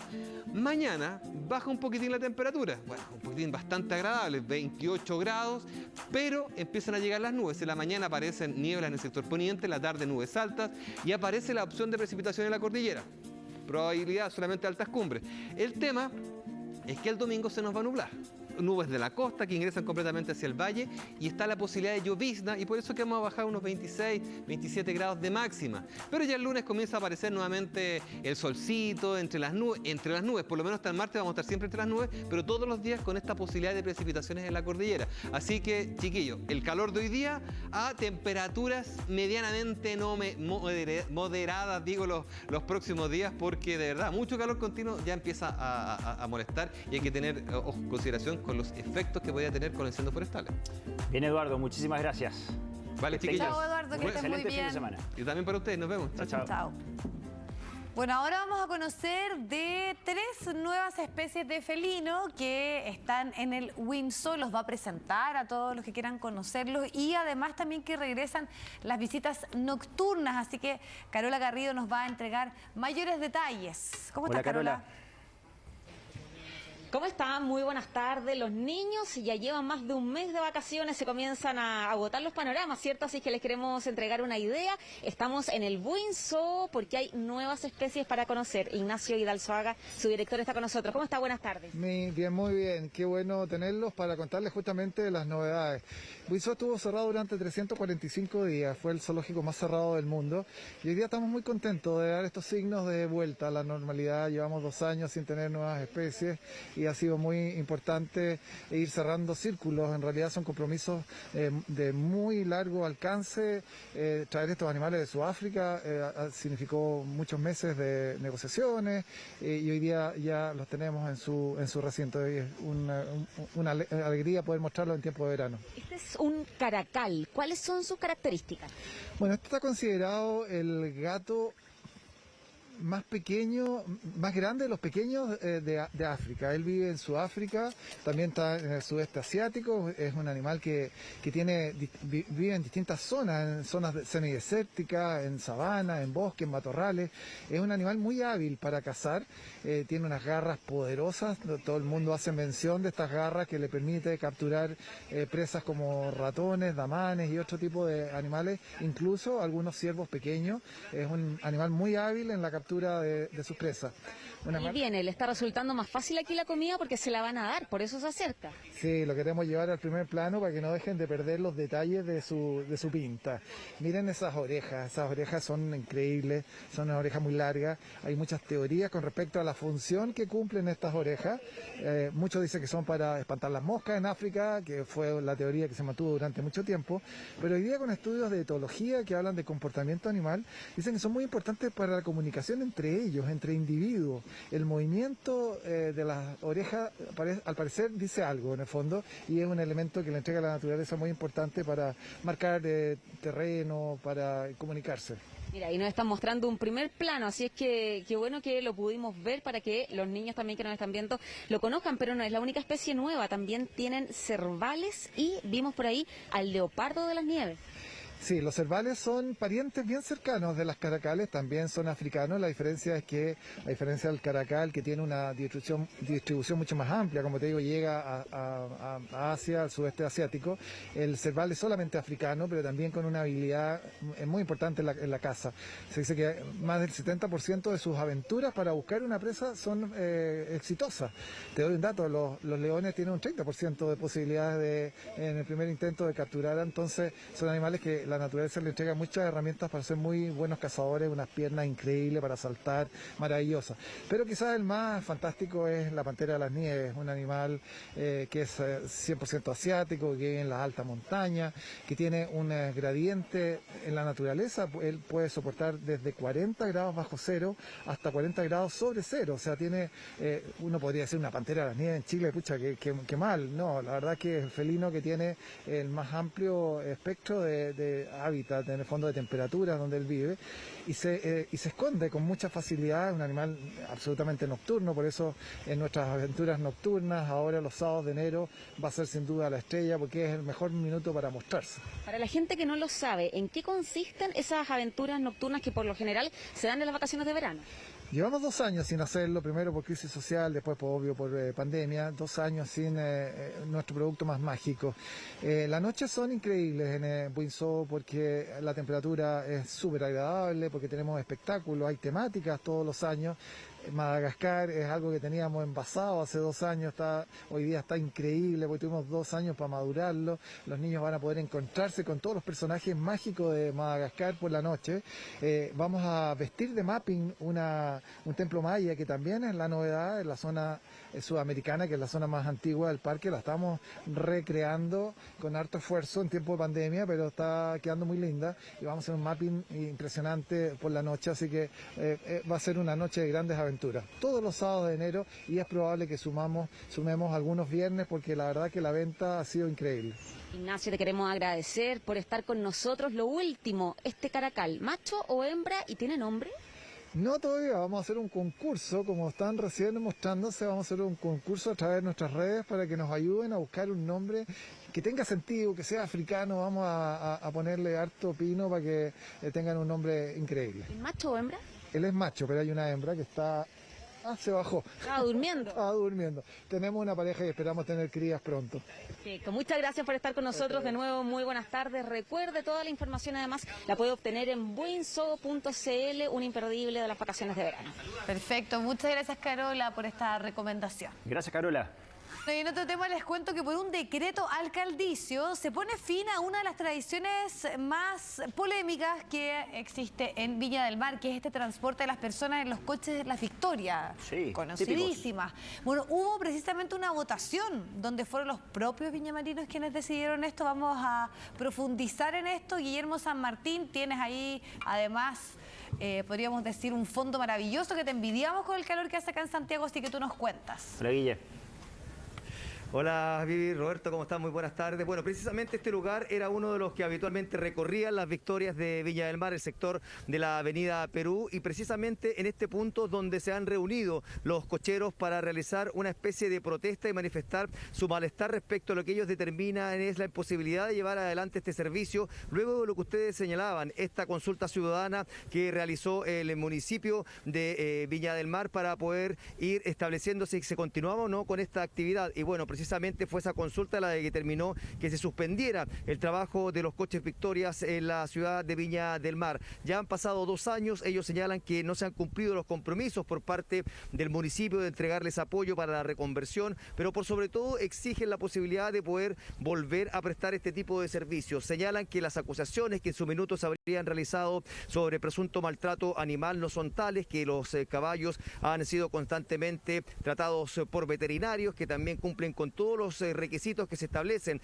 por parte de la autoridad para su mantención. No obstante ello, se ha planteado finalmente por parte de la municipalidad que ellos van a hacer respetar lo que fue el resultado de esta consulta ciudadana, y que por ahora el único plan que están pensando en adelante es por una parte poder hacer la compra de estos animales a los cocheros para poder garantizar su sobrevivencia en un punto de Melipilla, una zona donde se les permitiría realizar su vida libremente, y ese aspecto es el que ha derivado en que no haya consenso con los cocheros, por cuanto ellos insisten en la posibilidad de buscar un espacio donde puedan prestar este servicio, que claramente al momento de verlos también los propios turistas que ya se encuentran veraneando acá en Viña del Mar no pasaron desapercibidos. Muchos decían que les traen recuerdos respecto a lo que significaba este servicio, el recorrer Viña del Mar en los carros Victoria, y eso también es parte de lo que está en esta polémica que se mantiene, aunque por ahora el municipio lejos de abrirse la posibilidad de retomar este tipo de servicios acá en la Ciudad Jardín. Pasemos a revisar en primer término algunas palabras de los dirigentes, de los cocheros de carros Victorias de Viña del Mar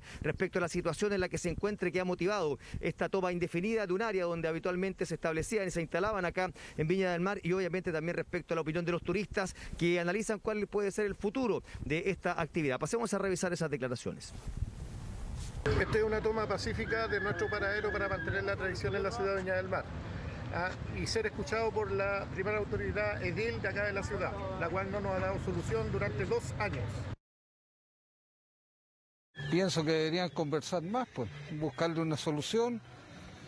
Creo que con unas poquititas y bien cuidado, tal vez podría ser, pues, pero no muchas. Estoy de acuerdo que se reintegren al servicio, bueno, más que nada el sustento que tienen ellos, es una tradición de años, y si fuera por sacarlos del círculo, del circuito, digamos, o de las tradiciones, habría que prohibirle a todos los campesinos que no usen más los animales para a trabajarlos en el campo. Mira, yo soy villamarino ya hace varios años, me subí a los coches Victoria de chico, di vueltas por acá, nunca vi maltrato a los animales. Yo creo que los que están acá quieren a esos animales, salvo casos puntuales. Yo creo que es una tradición que está en todo el mundo, en las ciudades más importantes, y creo que debería mantenerse acá. Bueno, así como hay quienes están a favor de que se retome la actividad, hay otros que simplemente plantean de que se trata de un maltrato animal y por ende prefieren que sean otro tipo de servicios los que se prioricen para el turismo acá en la zona. Pero la polémica ya está instalada en medio de lo que es este verano, obviamente, en el que señalábamos, los propios turistas valoraban esta actividad, pero así también otros de los atractivos propios de Viña del Mar, como lo es recorrer el punto donde nosotros nos encontramos en este momento, el sector de la Avenida Perú. Además, también se espera que este fin de semana arribe a la Ciudad Jardín una gran cantidad de turistas, especialmente argentinos, también nacionales, considerando que hubo una alta demanda con motivo de fin de año. Esa se prolongó prácticamente por todo el fin de semana. Sin embargo, ya la semana bajó un poco la actividad turística y se espera que se retome a niveles altos nuevamente a lo que va a ser a partir de este 8 y 9 de enero, lo que va a ser el inicio de la segunda semana de verano acá en Viña del Mar, donde sin lugar a dudas hay altas expectativas por cuanto esto significa un repunte para la actividad comercial, la actividad turística que se ha visto tan golpeada producto de la pandemia, obviamente también insistiendo en todos los resguardos necesarios, considerando también que Viña del Mar, Valparaíso han retrocedido a fase de preparación producto de lo alto número de casos de COVID positivo, pero de todas maneras eso también debe estar presente para poder desarrollar vacaciones seguras acá en la región de Valparaíso. Viviana, Roberto. Sí, qué afortunados, qué envidia los que pueden llegar a la playa y el privilegio que tiene Guillermo San Martín de vivir ahí con el mar de fondo, ¿no? Sí, se ve hermoso el día ahí en Valparaíso, Viña del Mar. Gracias, y acá Guillermo. con 34 grados. Gracias, Guillermo, que estés muy bien. Bueno, como estamos acá con 34, nosotros nos vamos a despedir con la imagen tradicional del Parque Met, que hace ahí este paneo con el que ya cerramos esta edición y también esta semana larguísima, esta primera semana. ¿Se te hizo larga? Sí, muy larga. Bueno, ya pasó. Ya, bueno, ahora descansar, que estén muy bien, buen fin de semana además.